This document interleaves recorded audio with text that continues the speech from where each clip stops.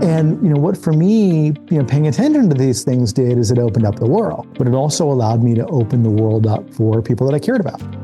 I mentioned family in Australia. My uncle moved there, my aunt. They had kids, their kids have had kids. And, my late grandparents would travel there to see their grandkids and kids, right? And it got to the point where, they were old. It was a difficult journey in economy. They could actually afford to travel in business class, but they grew up in the Depression. It just wasn't the kind of thing that they would do. They never saw themselves as the people who would spend that money in that way. And so they just wouldn't make the trip because it was too arduous for them, and they wouldn't buy it. But I could use my points to send them in first class. And then they would actually go. And so I remember doing that, sending my grandmother on a trip in first class that she never would have been able to take to see, her son and grandkids, and how meaningful it was to be able to do that for people that, did things for me. Hi there, I'm Kevin Gentry, and welcome to the Going Big podcast, where we'll explore some of the strategies that can help you transform your effectiveness by 10xing your fundraising. Each week, we'll sit down with some of the most influential business leaders, CEOs, and nonprofit visionaries to talk about leadership, the power of giving, and how you can make a real impact. If you want to make a transformational change to the cause you're working on, this is the place for that conversation. Also, take a look at our website, 10xstrategies.com. That's TENX strategies.com. for lots of free marketing and fundraising resources, and be sure to sign up for the free weekly fundraising tips. Now, let's dive in. Well, ladies and gentlemen, I am pleased to welcome to the Going Big podcast, Gary Leff, one of the world's premier travel experts, founder of the highly popular travel blog, View from the Wing. Gary, I just want to start right off the bat. How did you turn an interest in airplane travel into a website that gets millions and millions of views from around the world? How did it happen? It was not something that I set out to do. I 23 years ago, had friends that were starting blogs. I lived in DC for 18 years. They were starting political blogs back around 2002. And look, I certainly have my own opinions, but I didn't feel like I had anything to say that nobody else in the world was saying in that space. But because it was something that was kind of taking off, I said, well, what do I have to say that is somewhat unique? What did people ask me about? What did people come to me for?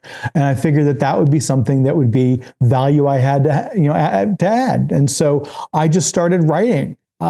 Mostly because I had something to say, and it was a way to tell the world, and that way I didn't have to bother everyone else around me with my thoughts. I write as though nobody is reading, which was the case more or less back in May of 2002, and not really thinking about the large number of people out there who do. I'm certainly grateful and happy, and I get to interact with some amazing people because of it. But I just write what I think all the time, and if people have value that, I think that's great. Well, it's a fascinating story, and it's a great story of going big. You're clearly, you may be writing what you want to write, but there's an audience for it. So help our listeners today understand what do you do in terms of offering a benefit to travelers today? What kind of are the insights? Is it advice, suggestions? What are you offering? So there's a few different things that I do, but starting with the blog and what I write about is I write about the travel experience. I write about frequent flyer programs. I write about airlines and their policies and changes that they make, and how to approach problems when you travel, how to get the most value out of travel dollars. And so I write about, also just as an interested observer in the airline industry, hotels, to a lesser extent, rental cars and these other elements of it. But, I'm writing about the news of the day as well as opportunities that come along. So I'm going to write about, these things don't come around very often, but 3 years ago, American Airlines at the holidays, they have a website called Simply Miles. It's a joint partnership with MasterCard. It's card-linked offers. You link your credit card, and then you add an offer, and then you transact with a merchant, and you'll earn American Airlines miles. Well, at the holidays, they were running a promotion of sextuple the usual points. And MasterCard was offering to give points for donating to a charity that they support. And they were offering 40 miles per dollar. Well, sextupled, that's 240 miles per dollar. And by the time the whole thing is, in the end, you basically have an opportunity to buy effectively an unlimited number of American Airlines miles at around 40 basis points. Well, that's like pretty good. Considering, that, I mean, they'll normally sell you points for, 2.5 cents, but I wouldn't be a buyer at that price. But at, 40 basis points, you're buying a business class ticket to Europe for around $325. So I wrote about how to take advantage of that. And look, I took advantage of it to a large degree to millions of miles, but I had readers that were buying tens of millions of miles. And look, it's not the first time that I wrote about how to get several million miles in a day. We wrote about back before U.S. Airways acquired American. U.S. Airways had an offer also around the holidays and also for shopping with their partners, where what you did was if you made purchases from between 5 and 10 different partners, you would earn a 250% bonus on top of the normal miles that you earned. I wrote about the ways of getting the cheapest transactions with their partners so that you could get to that bonus. And then what you wanted to do was make a purchase from a company called Track It Back. And what Track It Back sold were stickers. And the idea was you'd put stickers on things that you cared about, and if you lost them, they would help you find them and get you reunited with your belongings. Like, you'd call the number on the sticker, and like whoever found it, and they'd get a reward for calling, and then they would handle the shipping to get it back to you. Maybe you stick it on your laptop or your phone. But it only cost them to produce stickers. And it turns out even the reward that they would give to whoever found your thing was like more stickers. Very, very low cost thing. They were offering 40 miles per dollar. And what we did was talked about how to get these points. In fact, I, for myself and others, wound up sitting down and picking up 16 million U.S. Airways miles. Because that's crazy. All right. Well, okay, hold on. So we're going to get into a lot of stories like this. This is amazing. And full disclosure, you and I have known each other for a long time. We were working together just before you started your blog. And I remember then in our office, you would say, hey, Air Tahiti must have an accident. Instead of a flight for $1,790 to Tahiti, it's $179. Go get it. And I remember people in the office like, okay, I'll go to Tahiti for $179. So you've had this knack. Help us just understand, how did you build and scale something out of you were working at the time, you were working at a nonprofit organization as the chief financial officer. How did you take this hobby and turn it into something much bigger? Right. So you remember this because, of course, before I was CFO, I worked for you. I did fundraising when you were at Mercatus and IHS, and working. And one great thing about this was, that I could travel in development. That was great, and visit supporters. But also, it was work that I could do from anywhere. And you were just happy to see great work getting done. You were fine with my taking the trip, and so I'd come around and I would tell people in the office, does anyone want to go? This was actually one right after you left. There was a deal that came up. I said, anyone want to go to Cyprus? Want to go to Cyprus? Well, Alitalia was trying to publish a discounted business class fare of $3,300 round trip, and they published it for $33 plus tax by mistake. And so we actually wound up issuing about 28 tickets in the office for business class to Cyprus. In fact, there was a woman in the office who told me the story where she was flying back and talking to the woman, nearby her in the cabin about her trip and, why did she choose to go to Cyprus of all places? And her response was, and she's sitting in business class. Her response was, well, it was the cheapest, right? Like, what are you doing? And so there are these deals, and as I say, it was just something that I was talking to people about, and they would ask me advice on, and so I would write about it, thinking that this might be something people would be interested in reading about, and it's just something that I would do as a hobby and on the side. And I wasn't writing nearly as much back then because it wasn't even intended initially as a business. But as it began to grow, I eventually, and I was always transparent with what I was doing and what I was writing about, because I would do the travel for all the people that around that I worked with. And I was transparent and said, look, this is something that I'm doing and I'm doing more of. And folks were generally happy as long as I was doing, not just all the work, but, 110 or 120% of the work. And as long as everyone's happy with it, the particular time or hours that I was doing it at the moment wasn't what mattered. But I did eventually move out of DC after living there for 18 years. And I said at the time, look, I love working where I am at Mercatus Center and Institute for Humane Studies. I care deeply about it. I would love to continue to do this, but I also need to pursue this other thing.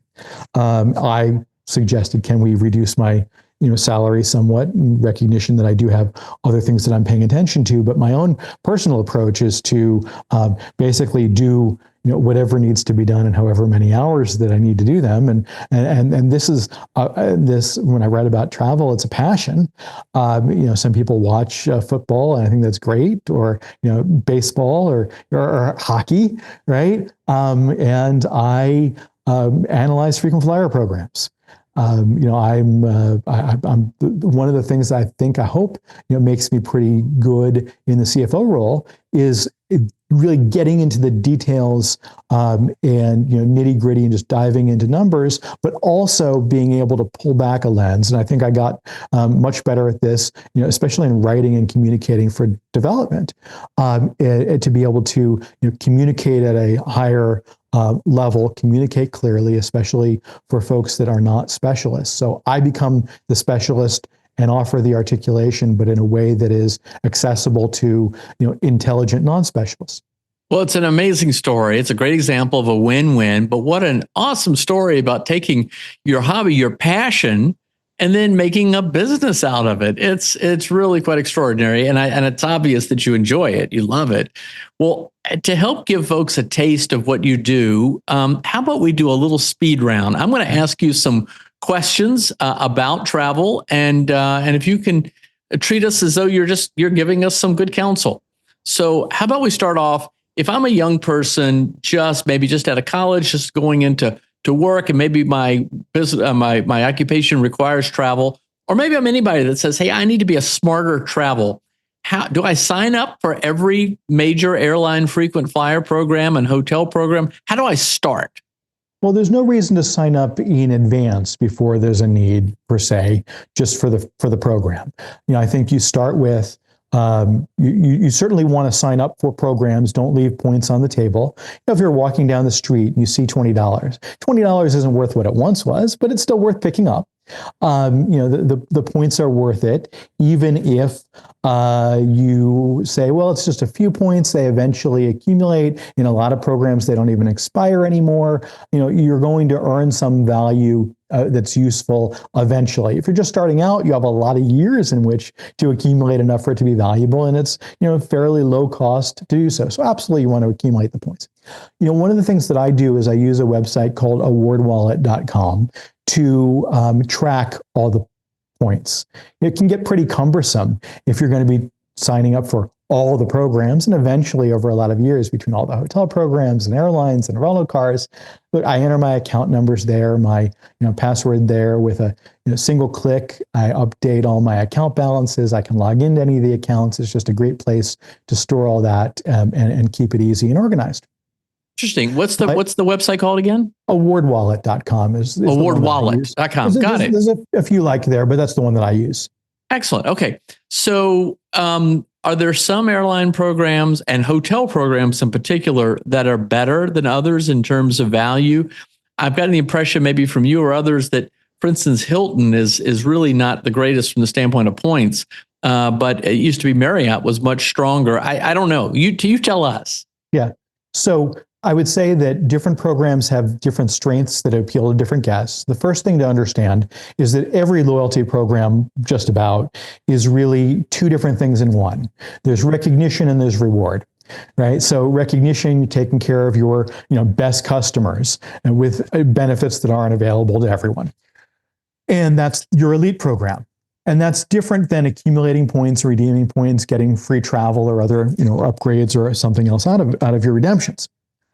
And, I would say that in general, for recognition for the elite program, Hyatt's program is by far the best for their frequent customers. Interesting. When you talk about their, late checkout, it's, guaranteed at the highest percentage of properties. Their breakfast isn't just continental complimentary. They even specify, what a breakfast is, so the hotel can't play any games with it. It's, hot breakfast or the buffet. Their upgrades, include suites, but they even let their top elites confirm the suite at the time of booking several times a year for up to a week at a time. You say, this is the time it matters to me, you have the suite. So it's not just if it's available at check-in. But I would say that the challenge with Hyatt is, while they've grown a lot, they are not nearly as large as Marriott and IHG and Hilton. They also especially don't have as many properties in the small towns across America, right? So they're going to be, strong in, up in more upscale segment and in major cities around the world. So does your travel patterns work with a Hyatt or not? And even if you decide you really like Hyatt because of their benefits, you might need a second program for those times when you aren't in a city that they serve very well. So, then you say, well, Marriott used to be the program that they didn't promise a lot, but they always delivered consistently. And that was really their sine qua non, as it were. That's what they did. And since they acquired Starwood, they've kind of gone the opposite direction. They promise the moon in terms of the program, and the actual experience is incredibly varied across their properties. Sometimes they deliver, they frequently don't. So I find that often, Hilton's customers are a little bit happier on average, in part because they actually don't promise for it. Hilton's program does not guarantee late checkout to their most frequent customers. They say they'll do it if it's available. It's really up to the hotel, and they're asked to do it, but it's not a promise. And so everyone is usually pleasantly surprised by whatever they get from Hilton, instead of being disappointed relative to those promises, the commitments that have been made by Marriott. And then you'd look at, so who's got the footprint that you want for the hotel? Who has the properties that you're going to stay at and value? Some people are just looking for a place to spend the night, right? And they're saying, well, if I'm going on vacation, I'm not going to be in the room. Other people say, I really want that luxurious room experience, or I'm going to be at resorts, or I'm going to stay on property, and I want those, nice and more expensive places. So, whose properties really appeal to you? And then you make sure that you sign up for the promotions that they have when they have them. When I get the email for a promotion from a program, I click the button to sign up immediately, because I'm never going to remember to go back and do it later. Or I say, oh gosh, I'm not going to do it because I'm not staying with Hilton this quarter. Well, guess what? Then I'm on the road somewhere and I'm spending an extra day somewhere, and it turns out that I'm at a Hilton. I'm not going to go, oh, there was a promotion, I better go register for it. So I just click the button, right? And I want to sign up for all the promotions that I can. That's great advice. What about airlines? So in terms of the airline programs, I would say that the first thing is, where do you live and who has the most service, there, right? And that's going to matter a lot. But the programs are, fairly different. Delta Sky Miles is perfectly fine with their elites. their miles are not worthless, they're worth less than other airlines. 16 years ago, I believe I coined a phrase called sky pesos for their currency that seemed to have stuck. It's used quite broadly to describe their miles. Their vice president in charge of Sky Miles will tell you that they are not trying to compete on value to their customers with their mileage program in terms of redemptions. That they view, look, they are moderately friendly or a little bit more reliable as an airline. They're seen as a bit more premium, and people are choosing them for that reason. And that they're not investing as much in redemptions, and it seems to work for them in terms of attracting customers. But if what you want to know is whose miles are going to get you go farther, it's not going to be Delta's. Look, United's miles are good in the sense that they have more if say you want to go business class to Europe, right? United just has a lot more airline partners than American Airlines does that'll take you across the pond. And so you're going to have a lot more opportunities. Americans' miles, they've really leaned into the Advantage program relative to some of these other airlines in terms of their redemptions, because they haven't had as much on the experiential side of the airline itself. It's been an opportunity for them to distinguish themselves. And that's what the mileage program was originally for, to distinguish what otherwise at the time was treated as a commodity product. I mean, American still does that. American is the easiest to earn status with activity other than flying. Right? The most sorts of activity count, from credit card spending to online shopping through their portal. I mentioned Simply Miles, card-linked offers, though that mileage earning counts towards the mileage requirement for status.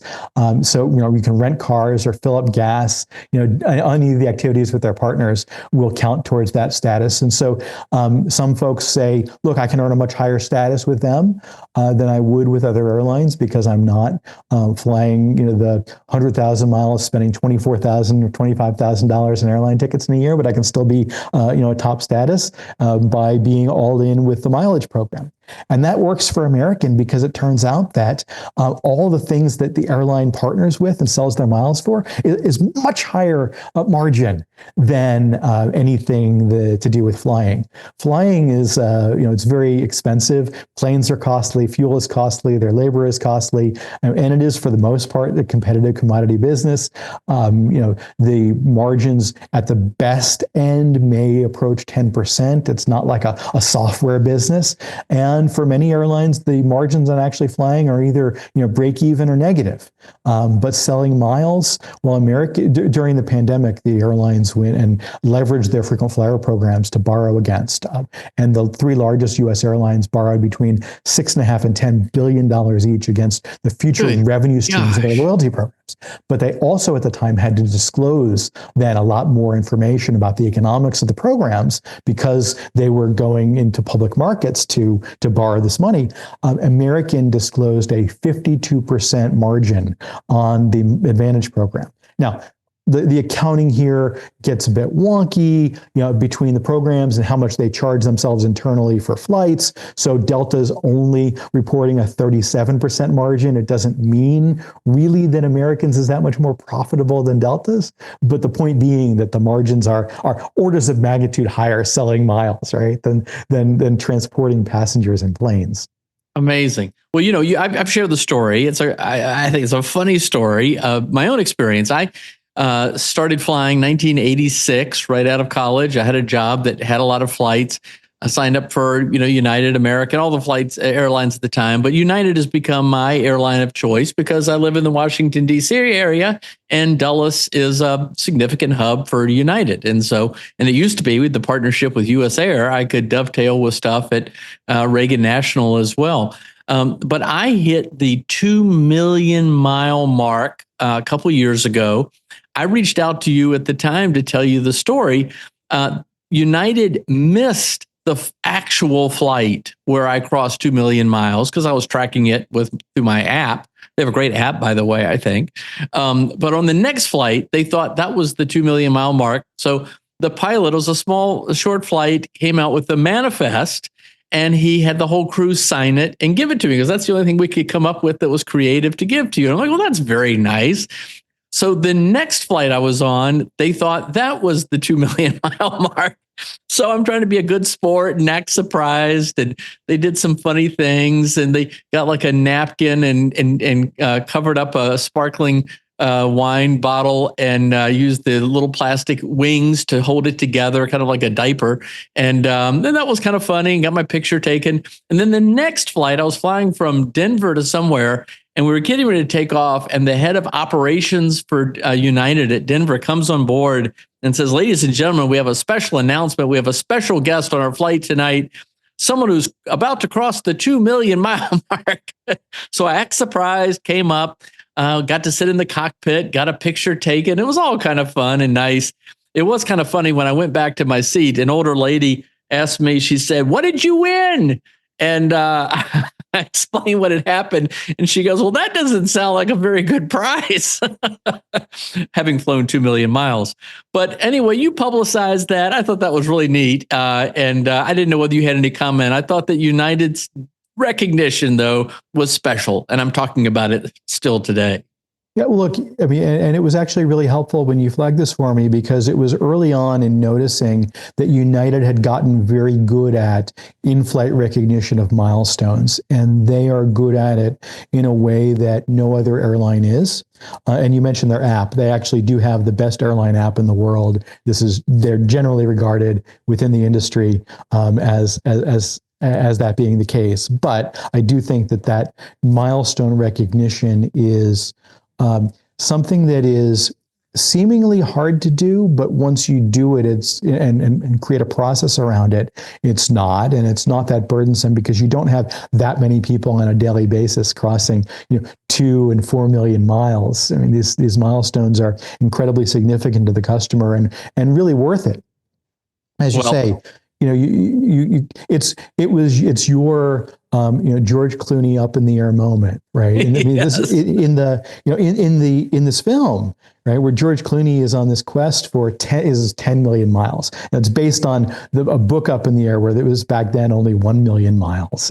But he's on the flight, and when this happens, the chief pilot of the airline comes out, right, played by Sam Elliott, sits down in the empty first class seat next to him to have the conversation.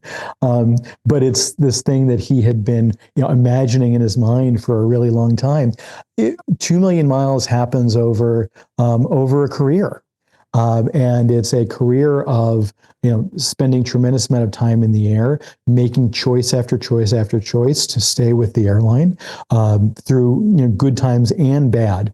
I had a conversation one time with a former CEO of Marriott, shortly after they purchased Starwood, and we're talking about loyalty, and he says, loyalty to me is we're going to have for the best value to the customer on every trip. And I said, no, it's actually the opposite. I told Arnie Sorensen, late head of the company, I said, look, loyalty means that the customer is going to choose you even on those individual trips where you don't offer the best value, right? That's the overall value proposition over time. It's a trust relationship that you build. And when you take steps to recognize it, not just in a programmed sort of a way, but in a very personal way. When you're a big corporation that actually personalizes it and creates moments, that is often more powerful than the given upgrade, right? One of a million flights. Well said, Gary. And I think very few people appreciate the enormous power of lifetime value. And whether it's the, whatever they say, the $14,000 value of a Starbucks customer, or I'm going to keep flying United at the margin every time I am, for a variety of reasons. And my next goal is to get to 3 million lifetime miles, because at that point I'll be 1K for life, which means I get priority boarding and other benefits and things like that. Now, I may be 80 years old when I get to 3 million miles, but it does give me a reason to keep doing it. All right, well, this is awesome. Well, I'll tell you one other thing that they do with Lifetime that I think is really smart is that the Lifetime member's spouse can be conferred that status. In fact, it's not just the lifetime status, it's whatever status that member holds at that time. So if you're a 1K but only a lifetime gold, the spouse is a 1K as well. And taking care of the people who matter most to the valuable customer is often more important than how you treat them. That's a great point. And yes, my wife is 1K for as long as I'm 1K. And she doesn't fly as much, but when she does, she has that benefit that she probably otherwise wouldn't have because she doesn't fly enough to get that status. All right, well, let's keep going on in some of the advice that you would give. Let's say I'm going to get ready. I need to travel somewhere in the United States. I need to travel to San Francisco or Dallas in 2 weeks. How should I think about booking the right flight and think about that trip? And let's say it's probably a business trip, but I have the power and the authority to choose the travel and to book it. Yeah. So, I mean, there's a bunch of things that go into it. Say it is a cross-country trip. So it's long enough that you're going to care about the in-flight experience, the comfort, and having enough space to work. So it's different than maybe a 50-minute flight on a regional jet. And so there, I'm going to say, well, where can I get the maybe extra legroom economy seat so that I can open my laptop? That's going to matter to me probably more. Is it going to be on an airline that has functional Wi-Fi? Because that matters to me. It's like different people, different. Some people want to escape when they're on the aircraft. For me, I want to make sure that I have functional Wi-Fi that's not just going to work, but it's going to be fast. Now, United has been an airline I've not wanted to fly because their Wi-Fi hasn't been up to industry standard. That's about to change, right? United is starting to install Starlink Wi-Fi that's faster than what anyone else has. The satellites are in low Earth orbit. What you have is basically no latency when you're in the air. And so they're making a big leap. But, I say, okay, who do I want to fly? Where can I get the space that I need to work and the tools that I need? So the Wi-Fi. I'm also going to care about, reliability. People often choose, Delta because they're going to be on time a little bit more, often than American or United. So it's what are the elements of the trip then that matter the most to you in terms of choosing the schedule. Obviously, price matters and when you need to travel matters and how much you can trust whether they're going to get you there at that time. But look, how important is that trip and making it on that day? There's some trips where if my trip doesn't go the way that I plan, I could bag the thing and go home and we do it again at a different time, or we wind up, on a Zoom. I've made my effort and that works. And there are other trips that, are, it's life and death that you're there. You just can't get those same people in a room any other time. And opportunities are going to go away that are really significant if you're not there. And I say, okay, at that point, how do I make sure I've got backup options, right? Or you think, forget that it's 2 weeks from now, a San Francisco trip, maybe it's the holidays. And, it's really important to you that you make it to your, family over the holidays. And that planes are going to be full. If your flight cancels, the ability to get on another flight is going to be really limited in time to make it for the events that you want to be there. There, I actually might book 2 itineraries. And this sounds crazy. Well, what are you going to spend extra money for? No. 2 things. First of all, what I might do is I might buy 1 ticket and I might redeem miles for another ticket on a different airline, say 4 hours later. And if my first flight goes off without a hitch, great. While I'm on the plane, I'm on my phone. I cancel the other itinerary. Most programs will now let you cancel and award redeposit your miles at no cost. Right? So you get a free backup option if you've got miles in your account. Say that you don't have the miles to do that. You do have the option. Most tickets now don't have change fees in the US. So you would be buying another ticket, but you cancel it and retain a credit to use in the future. You want to make sure that it's on an airline that you're going to use the credit. But look, the rules of different airlines are sometimes more generous than they used to be. Southwest Airlines credits, for instance, never expire anymore. So you're not saying, okay, do I have to use it in a year if it's a Southwest ticket that's your backup?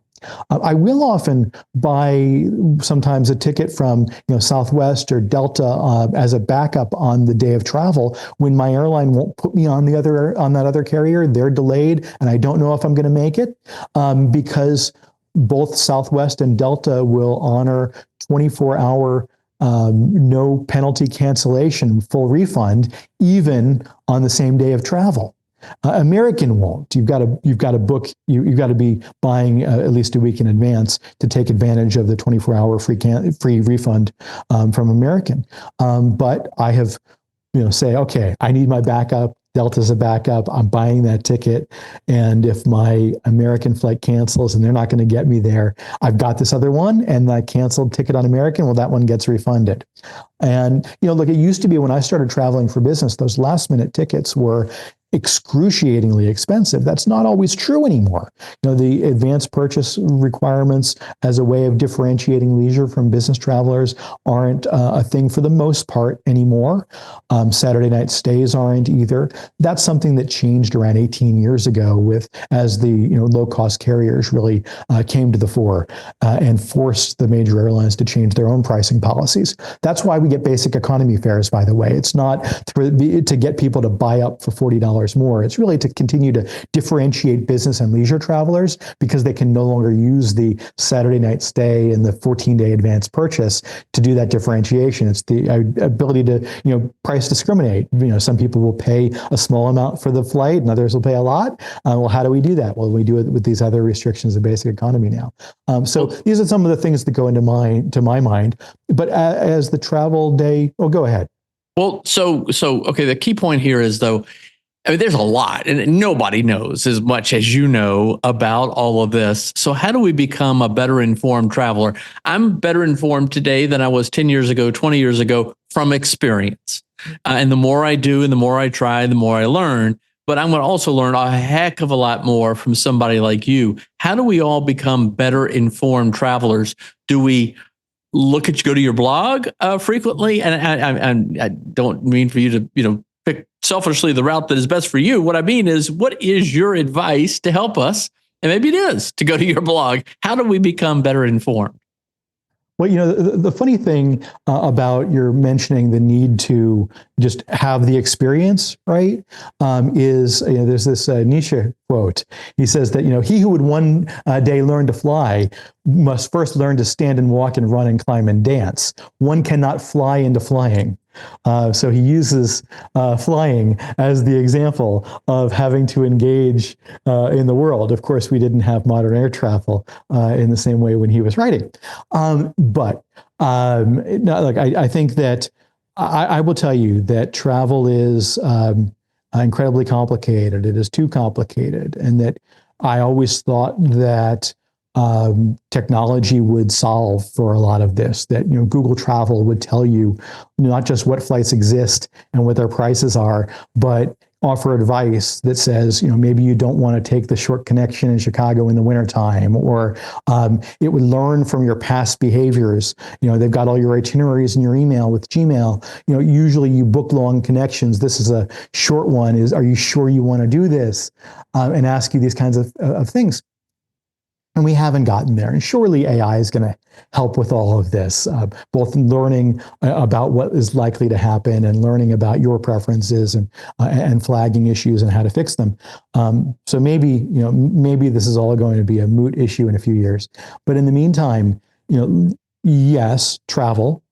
Yes, read if you're interested, but not everyone's going to invest that much. Because often in reading about it, you're investing more than up front you're going to get in payback, right? And so you've got to enjoy that investment too for the sport of it.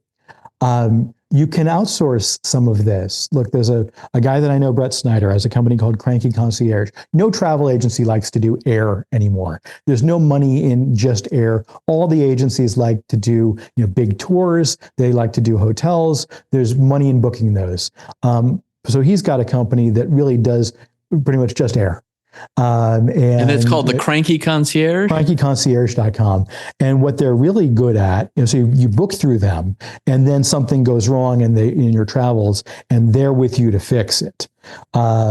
figure out what your alternatives are and work with the airlines to get you where you're trying to go. They're also pretty good at finding, good fares, good and all of these things that can be worth it as well. They can even tell you, where to eat in the terminal, that you're going to be in. Because look, people ask me, right, and I'll tell you, where I think you should eat. There's only one good restaurant in any airport in the United States, by the way, and it's not One Flew South in Atlanta. It's Tortoise Frontera at Chicago O'Hare, although there's multiple locations. I will occasionally say, at the margin, I'll choose to connect in O'Hare because I can pick up a chori queso sandwich from the Rick Bayless sandwich place there. The interesting thing is, when you go to an airport, you say, oh, there's this brand that I know and I like that restaurant, I'm going to go there. It's usually not the restaurant or any of the people don't work for the restaurant. They work for a big concessions company that has the concession at the airport and they're licensing the brand.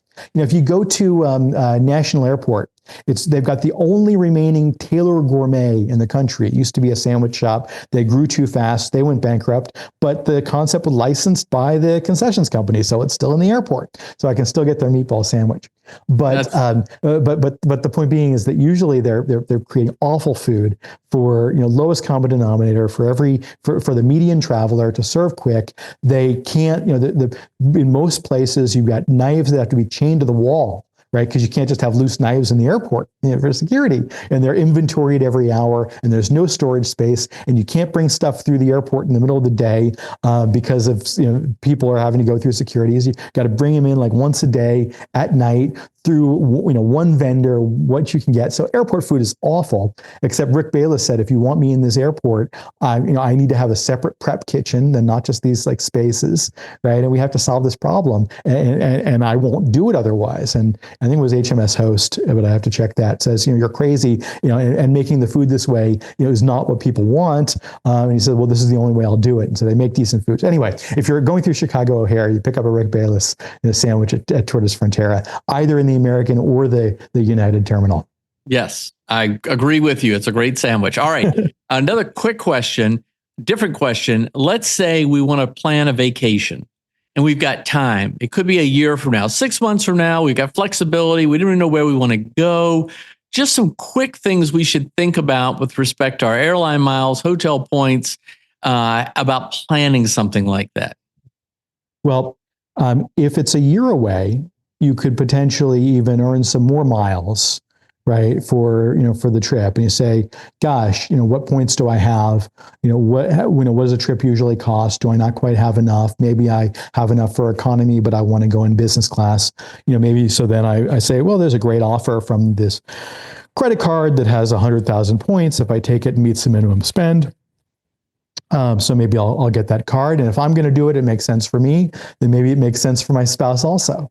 Maybe I have a small business. Maybe I'll get the personal card and the small business card. Well, now I've got not 100,000, but I've got 200,000 and 300,000 new points with credit card offers if I'm able to spend enough within the assigned period to earn those points. I will usually start with I have some idea of places in the world I might want to go. I don't have a bucket list. It'll often be determined serendipitously by, deals. We talked earlier about anyone want to go to Cyprus, but by the same token, I've had plenty of mistake rates over time. I once got a $3. Well, the Hilton Tokyo was offering $2 rooms instead of $200 rooms. $3 if you wanted the executive floor. I know people who booked the year. Someone who had a office nearby, he would stop by in the morning for breakfast, stop by in the evening for cocktails, and sometimes decided to stay in the city instead of going home.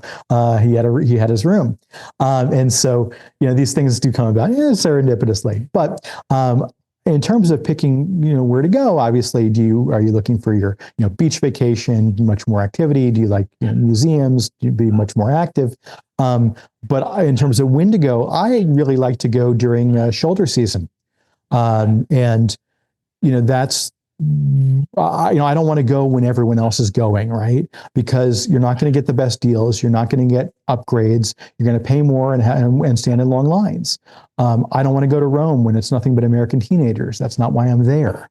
I would much rather go to, say, France during the Christmas markets than over the summer when it's predominantly Americans. And you're going to get upgrades. You're going to get better deals and not wait in line. And by the same token, beach resorts, or you want deals at the spa, or an ability to get the beach chairs and not have to stick your book out on a chair at 8 o'clock in the morning. So, shoulder season is something, where is it shoulder season? It's still a good time. I don't necessarily want to be in the middle of hurricane season in the Caribbean.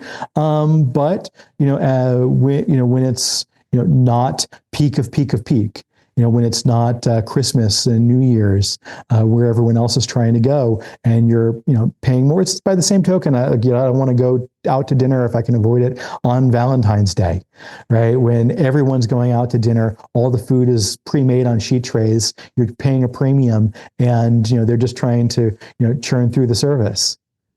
Well said. Okay.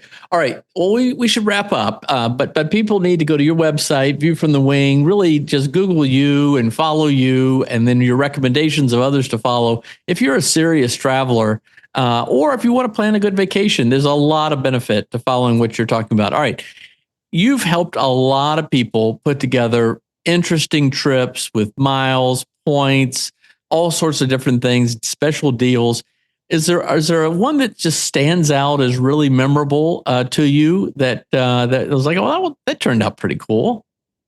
Well, look, there've been a lot because I've been able to help people plan honeymoons, 50th anniversary trips. I've been able to help people, travel at the last minute to see loved ones before, at sort of end of life kinds of events, and that's been really special. But something that was really touching to me, the very first customer that I had for an award booking business, where what I was doing is basically acting as a travel agent, only using miles. The very first paying customer I had, was people who used to contact me and ask for help, and I would help them. And I had finally decided that I was going to charge for this, and mostly because people often wouldn't even appreciate, like, I do it for them. And I learned that when you charge them, they're actually valuing it more than if you're giving it away for free. And I felt like, oh, maybe I'm not always getting the appreciation when I was doing it for free. And so I was contacted by these folks, and I offered them the service. They thought this was great. I got them exactly what they were looking for. It was for business class tickets to Europe to meet up with a cruise exactly when they needed to go with the miles they had, and they thought that this was amazing. And so I didn't ask them for this, but they unbeknownst to me, wrote a letter to the editor of Condé Nast Traveler, and that's what prompted Condé Nast to secret shop me at this and write an article about me. And wow. Then every year after year after that, in their world's top travel specialists kind of Rolodex. And it was just these folks who appreciated me and wanted to share that experience unprompted. And it meant so much to me because I didn't even ask, and I didn't even know until I later saw this letter published in their magazine, and then heard from folks there. Well, that's what prompted, because they had never heard of such a thing, and they thought that sounded interesting. So it was just something that was done very generously towards me. And I try to be as generous as I can be. Look, I answer questions from readers all day long. I try to answer every email. And in any of the things that I've done, I always try to make sure that whoever is engaging me in anything that's fee-based, they're always getting, viewing it as the best money they could possibly be spending, or I don't want, their dollars. How can I provide value to folks? And then that has always, rebounded itself to my benefit. Wow. Well, what a great story. Well, you know the story. I think I've shared this with you. Maybe almost 15 years ago, my family, we did a safari in East Africa. We booked the travel. We used a travel company, though, to book the safaris. It was awesome. We were in some remote spot one night. There were about, I'd say 15 or 20 people around a campfire, and a new couple came in. And as what you would do is say, well, how did you get here? And they were from the United States. And I think they flew through like Brussels and then Istanbul and then down to Nairobi. And we kind of laughed at that journey. They said, yeah, but it was business class. We got this deal on points and miles and it was incredible. And people were like, how did you do it? They goes, it's this guy named Gary that did the trip. And I'm like, whoa, wait a minute. It's not Gary Leff, is it? And they said, yeah, do you know him? I'm like, yes, I know him. I used to work with him. This is crazy. We're talking about you in the middle of nowhere in some camp in Kenya. So pretty cool, Gary. All right, this is my favorite question I like to ask and wrap up. So you've been doing this for a while. You've been doing this almost 25 years. What advice would you give your younger self, if you could, that you would do differently based on what you started doing back in 2002? Look, I'm the luckiest guy in the world, right? I mean, I am able to work at a nonprofit that I care about tremendously, and I can still do that. I'm able to have businesses in travel that I care passionately about, that have been very good to me. I have about 5 million people a month read my blog, and for whatever reason are interested in the things that I have to say. So I'm incredibly fortunate. So I don't know that I would change something, but I would go back and tell myself about the specific trade-off decisions that I was making. So I have this tendency, I do everything myself. There's a website that's sort of similar in some sense to mine. I have 5 million readers. It has 10 million. They have 120 employees, right? I have me. I write everything myself. People think that's like a little bit crazy. And I wouldn't do it differently because it's my voice and I have this need to say the things that I'm saying. But I would have been more intentional, I think, about making the choices that brought me there. I've done my own business development. I haven't, brought in somebody else to do that and manage it. Other folks have, sold their similar sorts of sites. I haven't, because then I just wouldn't have the outlet. I need to be, saying the things that I say out into the world. And so I don't think I would have made those decisions differently, but I don't think I made the decisions that I made, especially consciously. And I think that I would, be much more intentional along the way, had I realized what I was doing, kind of other than more seat of the pants. Well, you're a great example of going big. The whole idea behind this podcast to inspire others to think big.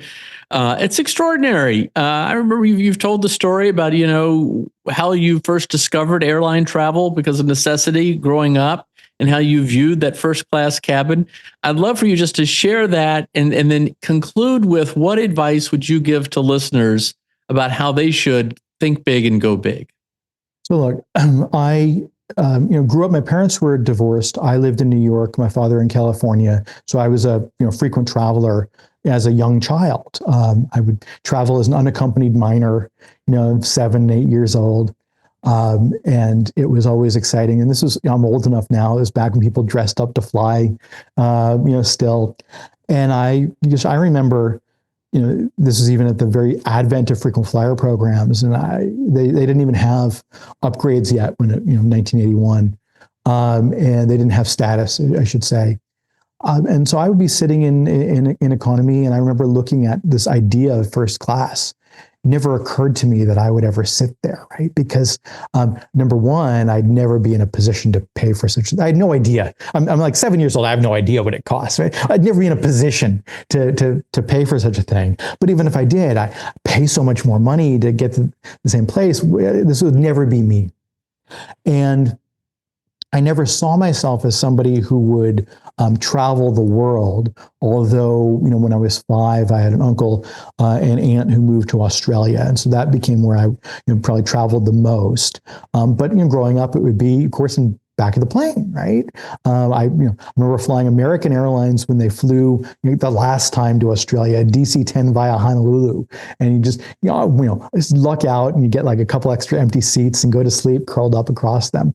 But I also remember flying in economy with every seat taken in the cabin, and this was before you had streaming entertainment or personal TVs. The only movie on the plane was King Ralph. It was like on this trip, and John Goodman, and they kept playing it over and over and over. And I think I watched King Ralph 4 times, and it pull my hair out.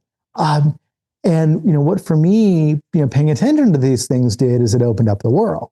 It meant that I could go somewhere and not see it as the only time that I'd ever go.